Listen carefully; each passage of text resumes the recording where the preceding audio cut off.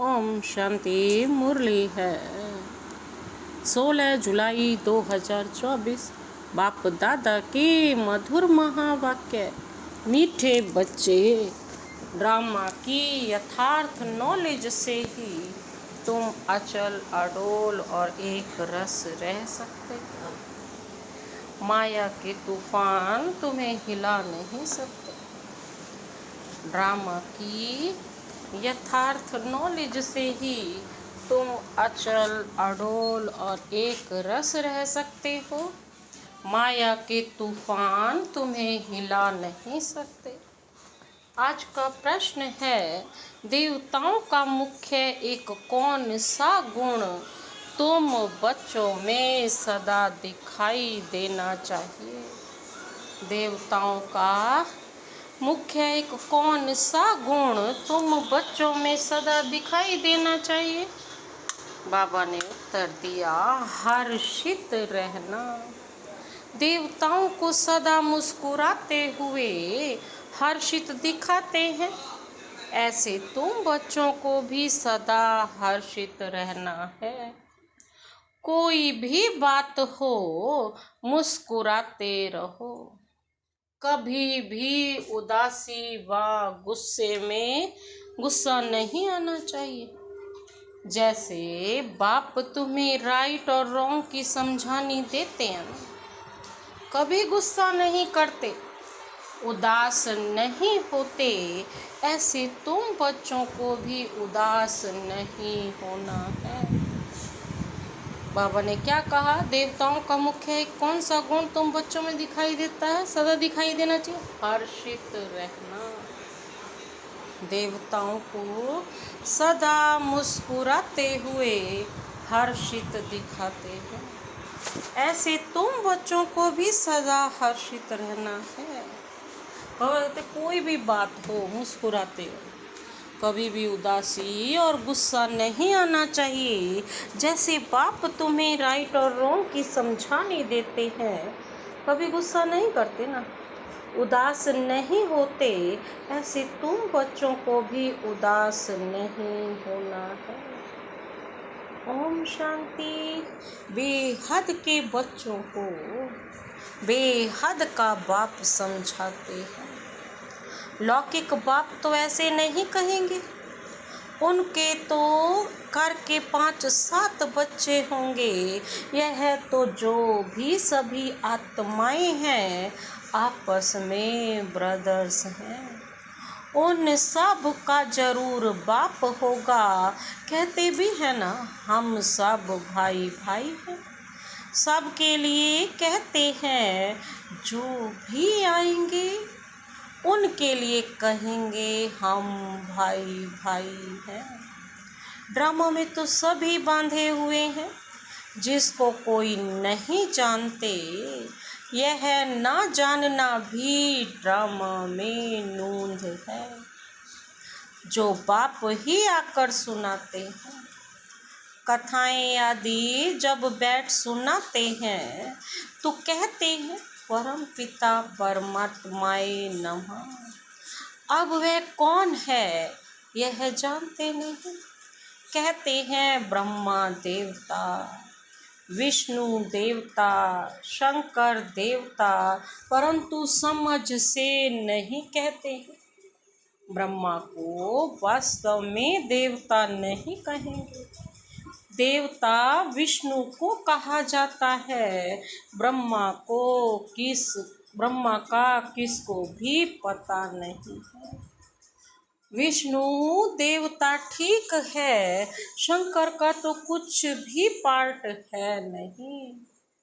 उनकी बायोग्राफी नहीं है। शिव बाबा की तो बायोग्राफी है।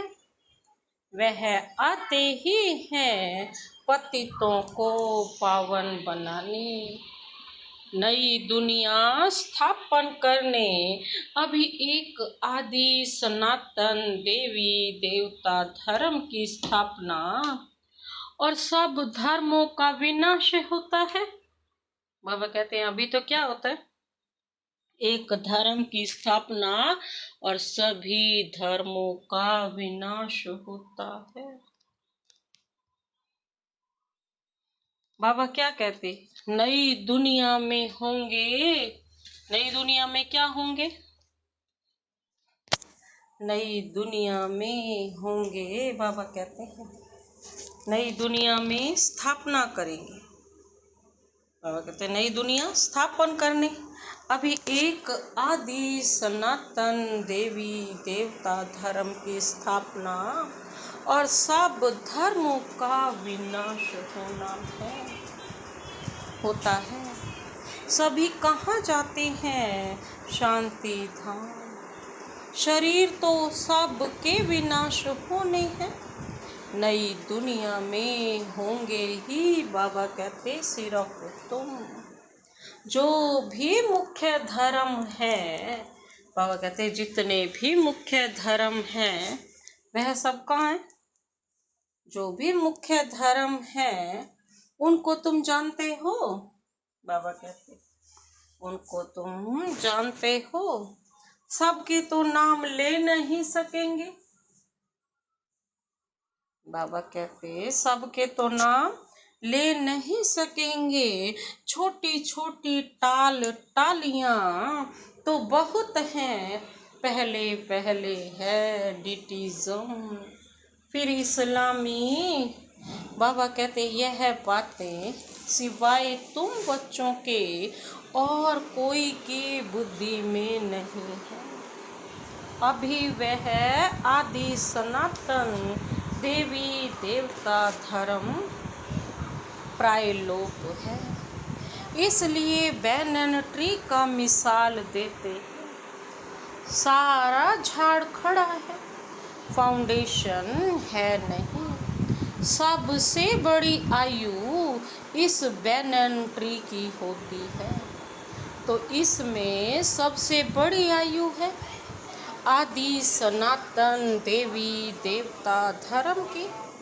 वह जब प्राय लोप हो तब तो बाप आकर कहे कि अभी एक धर्म की स्थापना और अनेक धर्मों का विनाश होना है, इसलिए त्रिमूर्ति भी बनाया है, परंतु अर्थ नहीं समझते।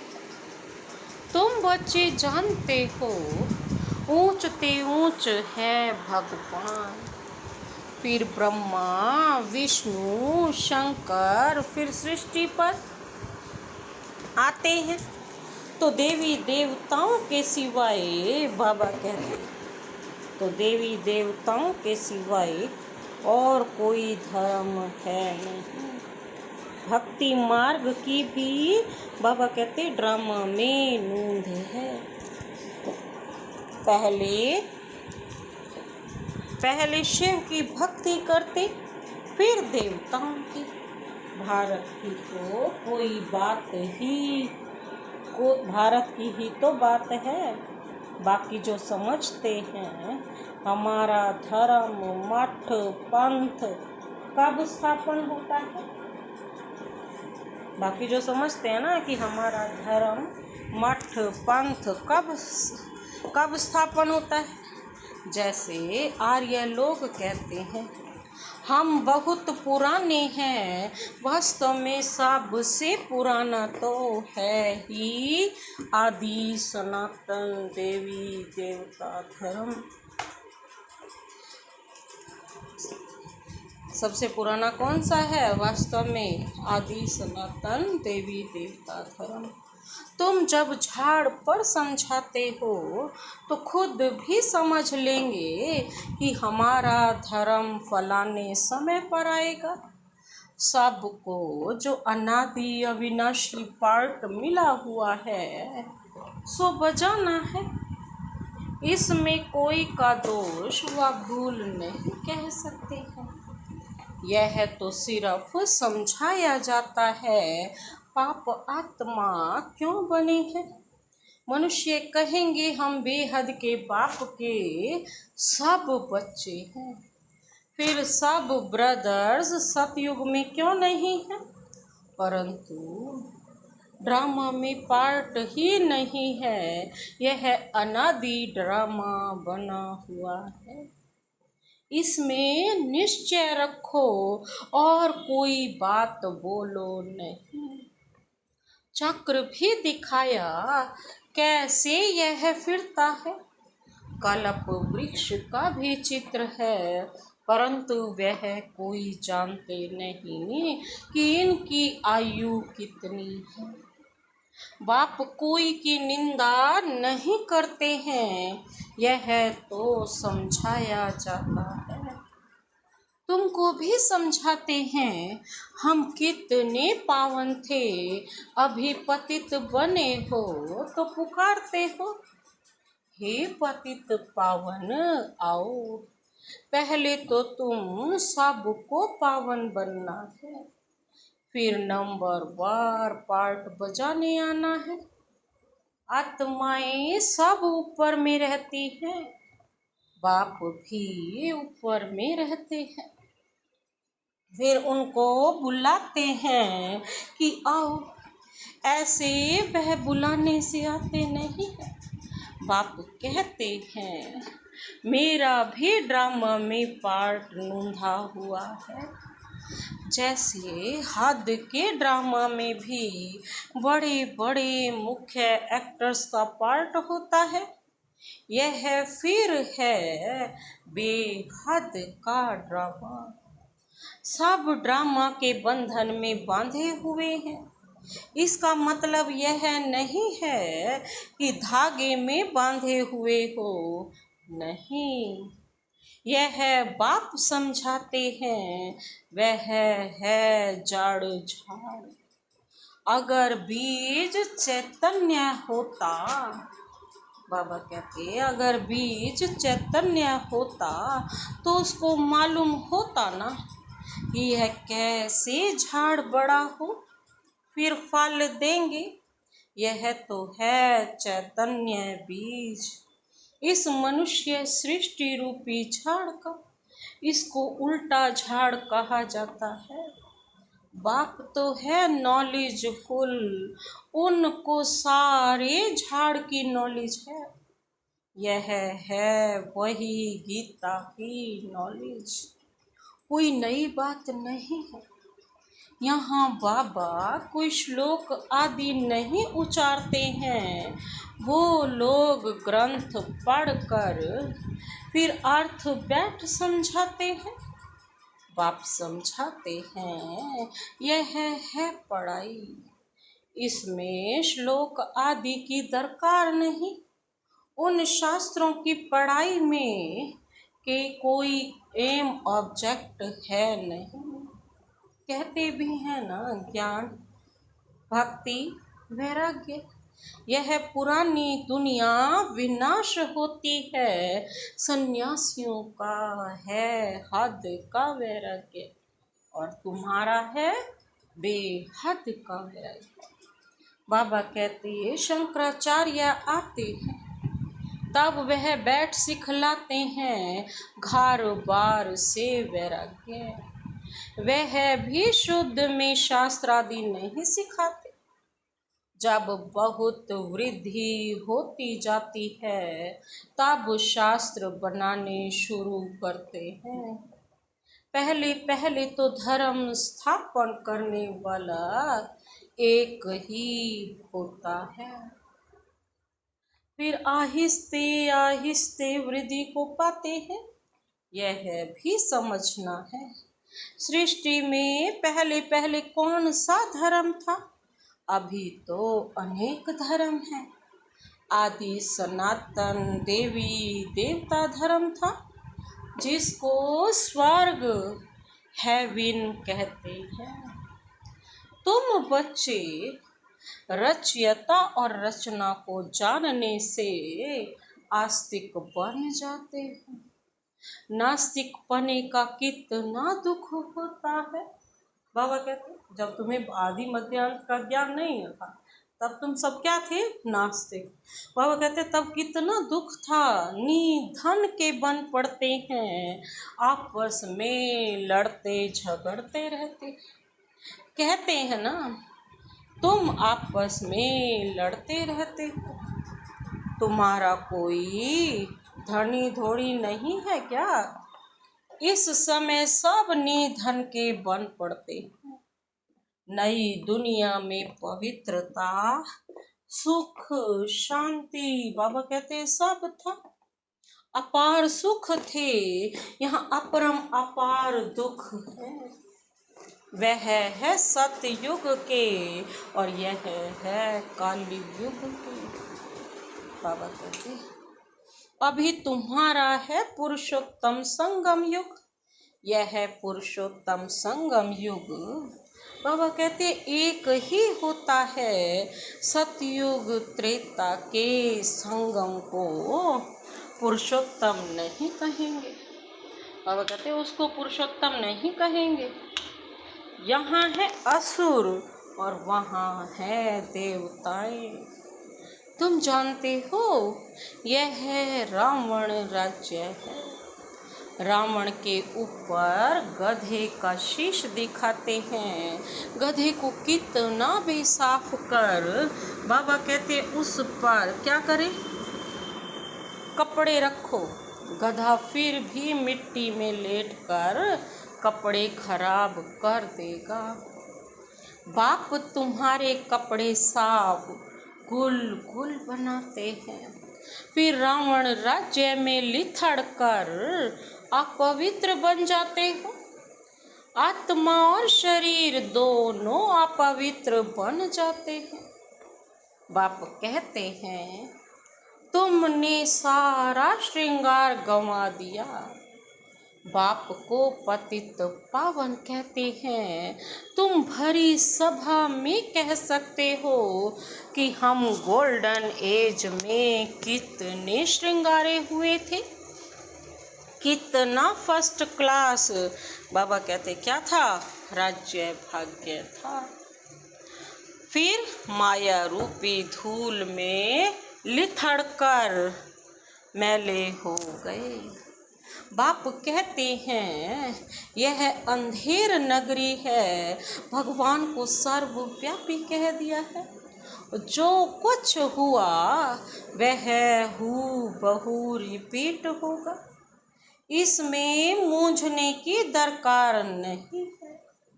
5000 वर्ष में कितने मिनट, घंटे, सेकंड हैं। एक बच्चे ने सब धर्म वालों का हिसाब निकाल कर भेजा था, इसमें भी बुद्धि व्यर्थ की होगी। बाबा तो ऐसे ही समझाते हैं कि दुनिया कैसे चलती है। प्रजापिता ब्रह्मा है, ग्रेट ग्रेट ग्रैंड फादर।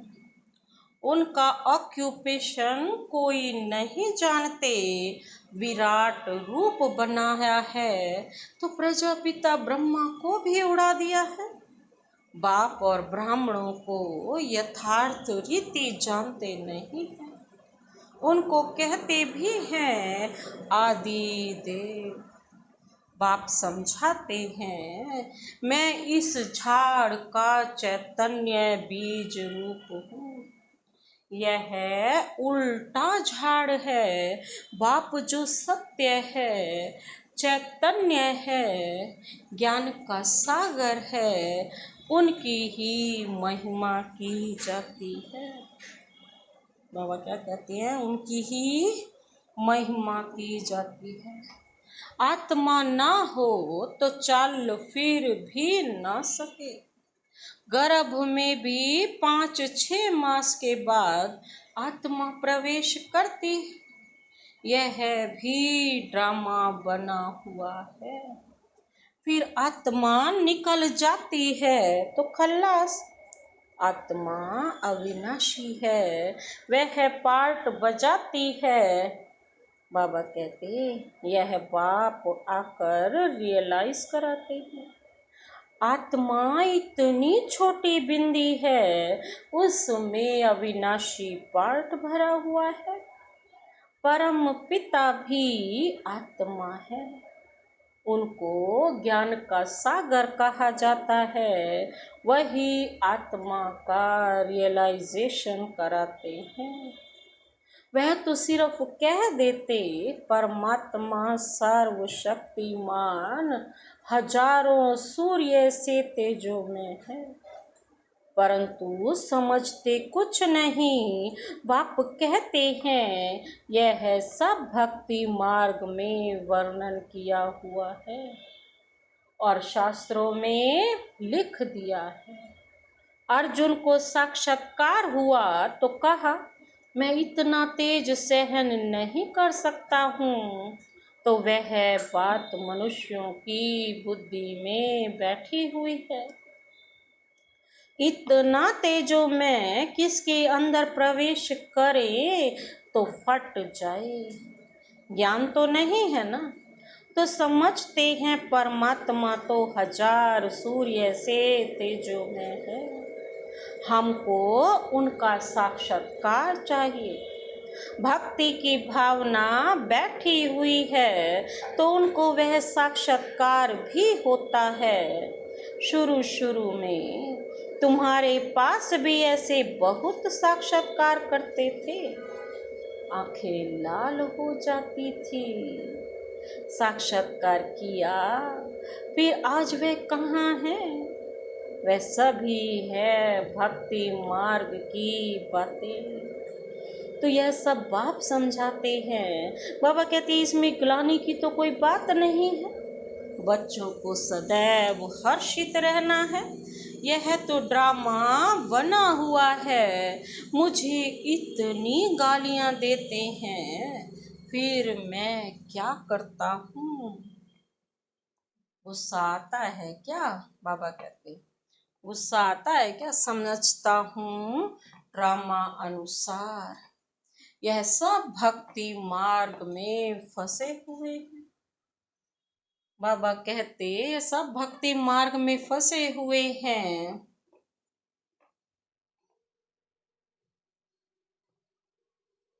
फिर नाराज होने की तो बात ही नहीं है। ड्रामा ऐसा बनाया हुआ है। बाबा कहते प्यार से समझानी देनी होती है। बेचारे अज्ञान अंधेरे में पड़े हैं, नहीं समझते हैं तो तरस भी पड़ता है। सदैव मुस्कुराते रहना चाहिए। यह बेचारे स्वर्ग के द्वारे आ नहीं सकेंगे। यह सब शांति धाम में जाने वाले हैं। सब चाहते भी शांति ही हैं, तो बाप ही रियल समझाते हैं। अभी तुम जानते हो यह खेल बना हुआ है। ड्रामा में हर एक को पार्ट मिला हुआ है। इसमें बड़ी अचल स्थैर्यम बुद्धि चाहिए। जब तक अचल अडोल एक रस अवस्था नहीं, बाबा कहते तब तक पुरुषार्थ कैसे करेंगे? कुछ भी हो, भल तूफान आए, परंतु स्थैर्यम रहना है। माया के तूफान तो ढेर आएंगे और पिछाड़ी तक आएंगे। अवस्था मजबूत चाहिए, यह है गुप्त मेहनत। बाबा कहते कई बच्चे पुरुषार्थ कर तूफान को उड़ाते रहते हैं। जितना जो पास होगा उतना ऊंच पद पाएगा। राजधानी में पद तो बहुत है ना।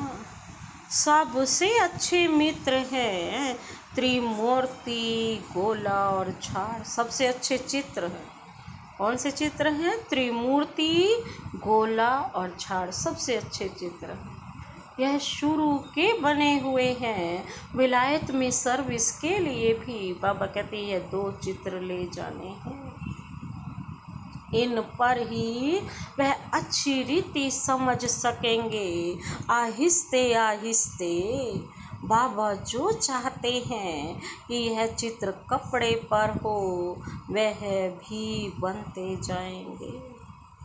तुम समझाएंगे कि यह कैसे स्थापना हो रही है, तुम भी इसको समझेंगे तो अपने धर्म में ऊंच पद पाएंगे।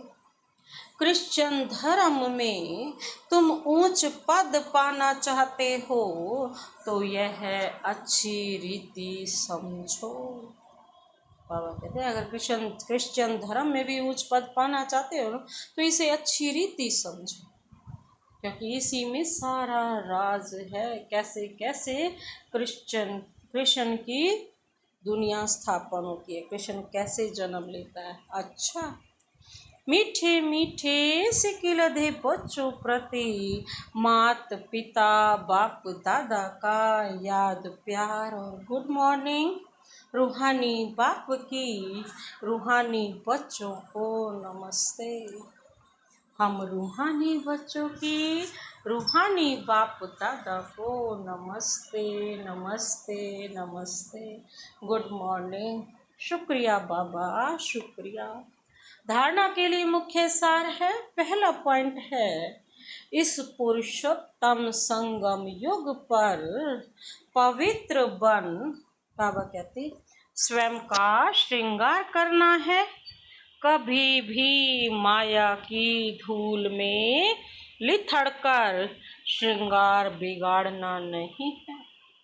इस पुरुषोत्तम संगम युग पर पवित्र बन स्वयं का श्रृंगार करना है, कभी भी माया की धूल में लिथड़कर श्रृंगार बिगाड़ना नहीं। दूसरा पॉइंट है, इस ड्रामा को यथार्थ रीति समझकर अपनी अवस्था अचल अडोल स्थैर्यम बनानी है, कभी भी मूंझना नहीं है, सदैव हर्षित रहना है। इस ड्रामा को क्या करना है, यथार्थ रीति समझकर अपनी अवस्था अचल अडोल स्थैर्यम बनानी है, कभी भी मूंझना नहीं है, सदैव हर्षित रहना है। आज का वरदान, वरदानी हाथ सदाशिव बाबा का अपने सिर पर अनुभव करते हुए यह वरदान अपने में समाते हैं। सोच समझ कर हर कर्म करने वाले पश्चाताप से मुक्त ज्ञानी तू आत्मा भव। सोच समझ कर हर कर्म करने वाले पश्चाताप से मुक्त ज्ञानी तू आत्मा भव। बाबा क्या कहते हैं, विस्तार है। दुनिया में कहते भी है ना, पहले सोचो फिर करो। जो सोचकर नहीं करते, करके फिर सोचते हैं तो पश्चाताप का रूप हो जाता है। पीछे सोचना यह पश्चाताप का रूप है और पहले सोचना यह ज्ञानी तू आत्मा का गुण है। द्वापर कलयुग में तो अनेक प्रकार के पश्चाताप ही करते रहे, लेकिन अब संगम पर ऐसा सोच समझ कर संकल्प व कर्म करो जो कभी मन में भी एक सेकंड भी पश्चाताप ना हो, तब कहेंगे ज्ञानी तू आत्मा। आज का स्लोगन है, रहम दिल बन सर्व गुणों और शक्तियों का दान देने वाले ही मास्टर दाता है। रहम दिल बन सर्व गुणों और शक्तियों का दान देने वाले ही मास्टर दाता है। अच्छा, ओम शांति।